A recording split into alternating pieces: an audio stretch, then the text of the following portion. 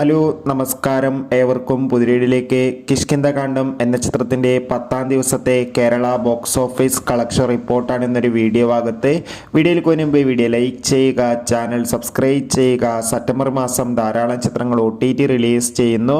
Channel ഭാഗം പരിശോധിച്ചാൽ നിങ്ങൾക്ക് കാണാം. ആസിഫ് അലി, അപർണ ബാലമുരളി, വിജയരാഘവൻ, ജഗദീഷ്, അശോകൻ എന്നൊക്കെ പ്രധാന കഥാപാത്രങ്ങളായ ചിത്രമായിരുന്നു കിഷ്കിന്ധകാണ്ഡം. ചിത്രത്തിന് മികച്ചൊരു പോസിറ്റീവ് റെസ്പോൺസ് തന്നെയാണ് ഇപ്പോഴും പുറത്തുവന്നുകൊണ്ടിരിക്കുന്നത്. അതുകൊണ്ട് തന്നെ എല്ലാ സിനിമാ പ്രേമികളും ഒരേപോലെ കിഷ്കിന്ധകാണ്ഡം എന്ന ചിത്രത്തിന്റെ കളക്ഷൻ റിപ്പോർട്ട് അറിയാൻ വേണ്ടി കാത്തിരിക്കുകയാണ്.